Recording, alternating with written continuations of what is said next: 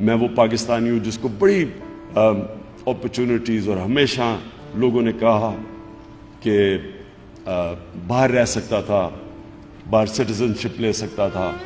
کبھی میں نے سوچا بھی نہیں کہ میں پاکستانی پاسپورٹ کو گیو اپ کروں گا، کیونکہ میں بلیو کرتا ہوں کہ ہمارا ملک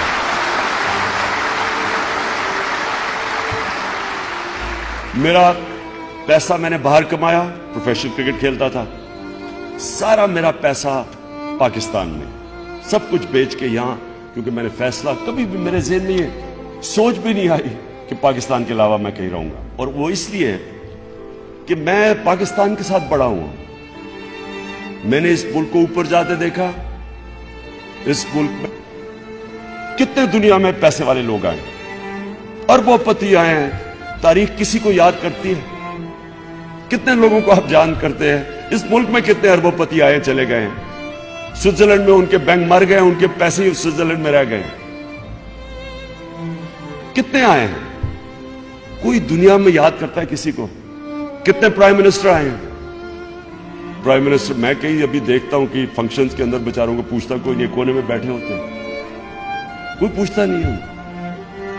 کیونکہ پوچھتا تو اس کو ہے جس کو اللہ عزت دیتا ہے، اور اللہ تو اس کو عزت دیتا ہے جو اللہ کے لوگوں کے لیے کچھ کرتا ہے، جو انسانیت کے لیے کچھ کرتا ہے. جب سے اللہ نے دنیا بنائی ہے نام تو اس کا ہے. آپ جب نماز پڑھتے ہیں آپ کیا اللہ سے مانگتے ہیں؟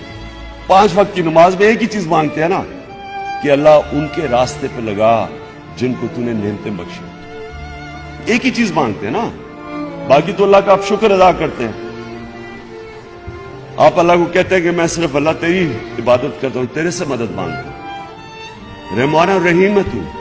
لیکن آپ مانگتے ایک چیز ہے کہ اللہ ان کے راستے پہ لگا جن کو تو نے نعمتیں بخشی. وہ کون تھے؟ وہ پیغمبر تھے. سارے جتنے پیغمبر آئے ہیں آپ ان کے راستے کے لیے ہر روز نماز پڑھتے ہیں. وہ جتنے بھی پیغمبر تھے جن کے اوپر اللہ نے نعمتیں بخشی، جن کے لیے آج ہم مرنے کے لیے تیار ہیں، کب سے ہزاروں سال وہ دنیا سے چلے گئے، آج بھی ہم مرنے کے لیے، آج بھی لوگ پیغمبروں کو ان کا نام لیتے ہیں. ہم اپنے نبی کے لیے جان دینے کے لیے تیار ہیں. تو کیا وجہ تھی کہ اللہ نے ہم جب کہتے ہیں کہ اللہ ان کے راستے پہ لگا، تو ان کا راستہ کیا تھا؟ سارے پیغمبر، جتنے بھی پیغمبر آئے تھے وہ حق اور سچ کے لیے آئے تھے، وہ سوشو اکنامک جسٹس کے لیے آئے تھے. حضرت موسیٰ رومن جو فرعون تھا اس کی فرعونیت کے خلاف آئے تھے، انصاف کے لیے آئے تھے. حضرت عیسیٰ کے اوپر ایک بڑی زبردست کتاب ہے ایک رضا اسلام نے لکھی ہے، دی زیلٹ. وہ کہتے ہیں وہ فریڈم فائٹر تھے. وہ جو رومنز کی امپیریلزم تھی اور جو جوئش کلرجی تھی، جو جوئش ایلیٹ تھی، اس کے خلاف عام آدمی کے لیے کھڑے ہوئے تھے. اور ہمارے نبی مکہ کی ایلیٹ کے خلاف کھڑے ہوئے تھے. وہاں بھی بڑا امیر تھا اور غریب تھا. تو آپ کا جو مقصد ہے، جس طرح ابن خلدون کہتا ہے کہ انسان کا دنیا میں مقصد ہی ایک ہے، to fight for a just society, انصاف کے لیے کھڑے ہو. یہ سارے پیغمبروں کا بھی یہ مقصد تھا. یہ آپ کا بھی اللہ نے جو دنیا میں بھیجا ہے. اپنے سے پوچھیں کہ میں اس دنیا میں کیا کر رہا ہوں؟ آپ دنیا میں ایک عدل اور انصاف کے نظام کے لیے آئے. اور دیکھیں، سب سے پہلے تو آپ کو سب کو ایک چیز سمجھنی چاہیے کہ اللہ نے آپ کو اشرف المخلوقات بنایا ہے، آپ کو فرشتوں سے بھی اوپر بنایا ہے. مولانا رومی کہتا ہے کہ انسان جب اپنے نفس پہ اور میں پہ قابو پا جاتا ہے تو فرشتوں سے بھی اوپر چلا جاتا ہے. لیکن جب وہ اپنی میں کا غلام بن جاتا ہے وہ جانوروں سے بھی نیچے چلا جاتا ہے. قرآن کی آیت ہے کہ جب انسان گرتا ہے جانوروں سے بھی نیچے چلا جاتا ہے. جانور تو کھا کے پیٹ بھرتا ہے، اس کے بعد وہ اس کے سامنے شیر کے سامنے ہرن پھرتے رہے، اسے پرواہ نہیں ہوتی، کھا پیٹ بھرا ہوتا ہے اس کا. یہاں تو پیٹ ہی نہیں بھرتے جانوروں کے، کیونکہ جب انسان میں انسانیت نہ ہو وہ عقل مند جانور رہتا ہے. انسان تو انسان تب ہے کہ جب اس میں انسانیت ہو. جانور بھی آتا ہے دنیا میں, کھاتا ہے, بچے پیدا کرتا ہے اور مر جاتا ہے. تو انسان تو تب ہے جب اس کو یہ فکر ہو کہ میں کسی کو جواب دے ہوں, میں اس کسی مقصد کے لیے اس دنیا میں آیا ہوں. نہیں تو وہ بھی کھا پی کے چلا جاتا ہے. اس لیے اپنا پہلے مقام سمجھیں. آپ کو اللہ نے جو پوٹینشل دیا ہے وہ فرشتوں کو نہیں دیا. مولانا رومی کی ایک سیئنگ ہے کہ جب اللہ نے آپ کو پر دیے ہیں, انسانوں کو کہتا ہے, جب اللہ نے آپ کو پر دیے ہیں تو زمین پہ کیوں رینگ رہے ہو, کیڑوں کی طرح کیوں رینگ رہے ہو, جب آپ جس طرح اقبال کہتا ہے آپ شاہین بن سکتے. تو دیکھیں یہ بڑا ضروری ہے سمجھنا کہ انسان ایک بڑا انسان بنتا کیسے, لیڈر بنتا کیسے. اور وہ سب سے بڑی چیز یہ ہوتی ہے کہ وہ ایک بڑا انسان بڑی سوچ رکھتا ہے. جتنی آپ کی بڑی خواب اتنا بڑا انسان.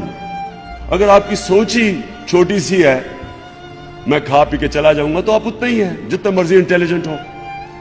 جتنی آپ کی بڑی خواب اور ڈریم اور سوچ ہوگی ادھر ہی آپ پہنچیں گے.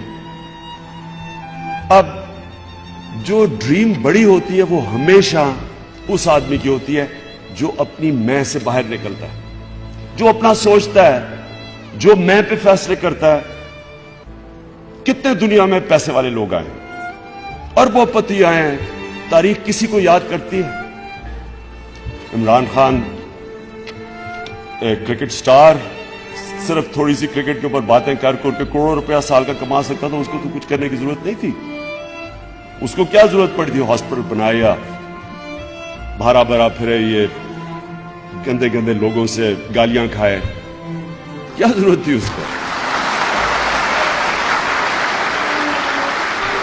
کرپٹ لوگوں سے, بے شرم لوگوں سے,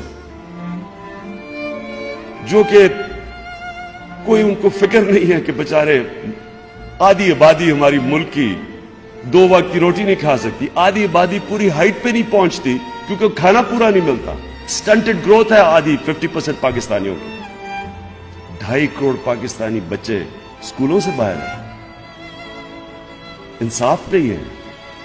تھوڑا سا طبقہ امیر ہو رہا ہے, سارا ٹیکس کس سے اکٹھا کرتے ہیں, عام عوام اپنے ٹیکس سے تھوڑے سے لوگوں کو سبسڈائز کرتی ہے.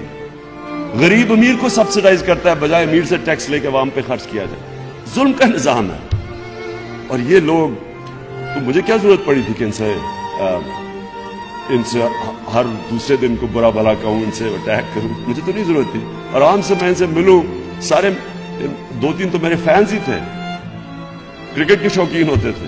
آپ کو پتا ہے میاں صاحب کو تو کرکٹ کیپٹن بننا چاہیے تھا, غلطی سے پرائم منسٹر بن گئے.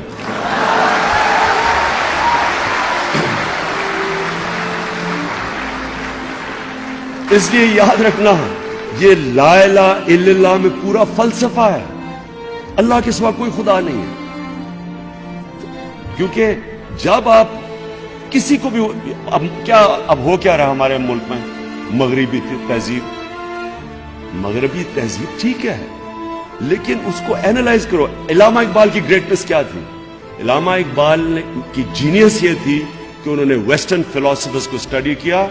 قرآن کو وہ جانتے تھے, اسلام کے فلاسفرز کو وہ اسٹڈی کیا, مولانا رومی کو انہوں نے اسٹڈی کیا, اور پھر اوریجنل تھاٹ لے کے آئے. اوریجنل تھنکنگ تھی, اور صرف اوریجنل کی ویلیو ہے, کاپی کی کوئی ویلیو نہیں ہے. اچھے سے اچھی پینٹنگ پکاسو کی آپ کاپی کر لیں, اس کی کوئی ویلیو نہیں ہے. اوریجنل تھاٹ کی ویلیو ہے. اور کبھی بھی غلام انسان اوریجنل تھنکنگ نہیں کر سکتا. جب آپ کسی تہذیب کے غلام بن جاتے ہیں, آپ اچھے غلام ہی بن سکتے ہیں. وہ بھی اپنی جینے پھاڑیں گے, آپ بھی جینے پھاڑ دیں گے. وہ گول گول اینک کے پہنیں گے, آپ شروع کر دیں گے. وہ کریں, اچھے غلام بن سکتے ہیں. لیکن جو انسان بڑا انسان بنتا ہے وہ غلام, کبھی غلام بڑا انسان نہیں بن سکتا. اس لیے علامہ اقبال کی جو سارا فلسفہ ہے وہ بڑا امپورٹنٹ ہے آپ کے لیے اسٹڈی کرنے کے لیے. کیونکہ غلام ہندوستان میں ایک آزاد انسان نے, ایک غلام ہندوستان میں آزاد انسان نے اپنی فلسفی لے کے آیا، اسٹڈی کر کے مغرب، اور ابھی بھی آج علامہ اقبال کو پڑھیں تو آج بلکہ زیادہ اس سے زیادہ ایپٹ ہے جو پہلے تھا، کیونکہ تب تو میں تو حیران ہوتا ہوں کہ غلام ملک کے اندر کیسا آزاد سوچ تھی، قائد اعظم کی سوچ دیکھیں، علامہ اقبال کی دیکھیں، اور اب میں دیکھتا ہوں ہمارے جو ہماری ساری ویسٹرنائزڈ تھنکنگ ہے وہ اتنی غلامانہ ہے۔ تو برے وقت کو ہینڈل کرنا، ہار نہ ماننا، غلطیوں کو اینالائز کرنا، اور اینالائز ایسے کرو کہ آپ اپنے بیسٹ کرٹک ہو، آپ کو کسی کی کرٹیسزم یا آپ میں ابیلٹی ہونی چاہیے۔ مثلا آپ کے یہاں فیکلٹی بیٹھی ہوئی ہے، میں جب آپ نے جب فیل کرے کہ مجھے برا وقت ہے، آپ کو پتا ہونا چاہیے کون سی فیکلٹی سے مجھے کون سا ایڈوائس ملے گا، یہ آپ میں کیپیبلٹی ہونی چاہیے۔ یہ سب سے بڑی امپورٹنٹ چیز ہوتی ہے کہ آپ کی اگر انالیسس ٹھیک ہوگی، آپ صحیح راستے میں، آپ اپنی غلطیوں کی صحیح نشاندہی کریں گے، آپ پھر کھڑے ہو جائیں گے۔ یہ ہوتا ہے اگر آپ کی انالیسس غلط ہو جائے، اور وہ عموماً یہ ہوتا ہے کہ آپ ڈیمورلائز ہو جاتے ہیں۔ ہار آپ کو جب ڈیمورلائز کر دیتی ہے تو ڈیمورلائزیشن میں آپ غلطیاں کرتے ہیں، آپ کمپرومائز کرتے ہیں۔ مجھے بڑی دفعہ لوگوں نے کہا عمران صاحب آپ اکیلے نہیں کچھ کر سکیں گے، یہ دیکھیں نا، یہ نون لیگ اور بس کبھی ٹو پارٹی سسٹم میں تھرڈ پارٹی نے کبھی بریک تھرو نہیں کیا۔ کبھی امریکہ میں دیکھ لیں وہی ڈیموکریٹس ریپبلکن، انگلینڈ میں دیکھ لیں وہی کنزرویٹو لیبر ہیں، کوئی ساری پارلیمنٹری ڈیموکریسی میں دیکھ لیں، تو مجھے سارا وقت کہتے رہے کہ جی ان کے ساتھ مل جائیں، اور وہ بھی دعوت دیتے تھے۔ لیکن اگر میں ان کے ساتھ مل جاتا، آج میں یہاں نہ کھڑا ہوتا۔